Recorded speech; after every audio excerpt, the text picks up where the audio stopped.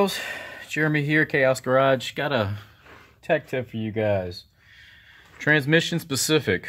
When you guys are actually doing like a transmission job, like you're having somebody do a transmission job, it's a little known factor that a lot of people say, don't forget to change out your rear main seal.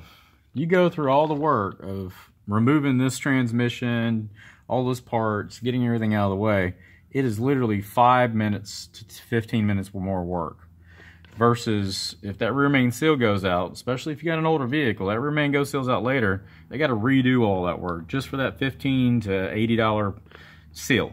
And I mean, some of these seals are even cheaper than that. So just always remember, do your rear main seal when you're doing your transmission work. You know, if you're replacing a clutch, stuff like that. Unless you just did it recently, you know. I mean, if you got 30, 40,000 miles, that's it.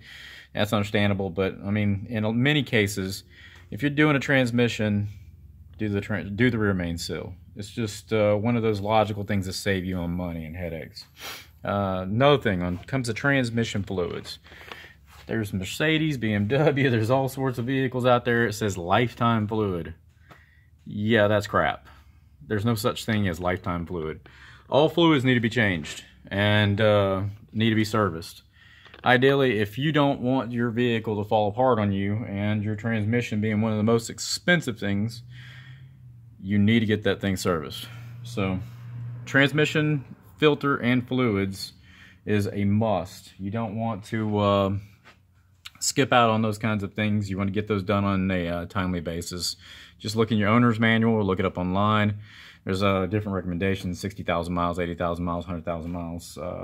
But there's no such thing as lifetime. So anybody that says that, or a transmission that says that, I have seen it literally wrote right on the side of it, lifetime fluid. Yeah, that's not happening. They basically didn't expect you to have that vehicle and run it that many miles, which is silly because I believe that's like 120,000. Anyway, so just wanted to point out a couple quick logical things to know. If you've got a couple 100,000 miles on a transmission, don't start servicing it now. There's a lot of grit and metal debris that's inside there, and that is what's stopping your transmission from probably slipping. So you're going to change that transmission fluid out and that filter out. All of a sudden that thing starts slipping. Yeah, basically what happened is all that extra material that's in the fluid circulating, it would go between these bands, kind of like a bracelet, and would help thicken the fluid in between those two and squeeze, so to lock onto the different segments of the transmission, so the vehicle will actually not slip. It'll move forward and reverse and not have problems. So when you go and change that out, put new fluid, and you lose all that, you know, grit like sandpaper, and it can't grab no more. And that's why you know, people say don't service them. But if you're doing them every 60, 80,000 miles, and you do it on a regular basis, and you know it was done before you, then hey, that's great. You know, you can always drop your pan, save your fluids that you have in some cases, and just put a new filter in, and basically put the fluid back in that you already had in there. So, and if you got to have a slip agent in there, most likely you need to just get a transmission or sell it. So, well, just wanted to pop some of that stuff at you. I was in here helping a buddy out with his truck. Lots of fun. Old school stuff. Gotta love it.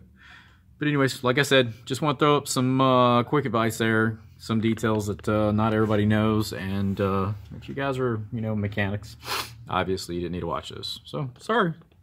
I'm just trying to help the average guy out. Or girl. Lady. Gentleman. However you choose. I am Jeremy, this was Chaos Garage, and you guys have a wonderful morning, evening, afternoon.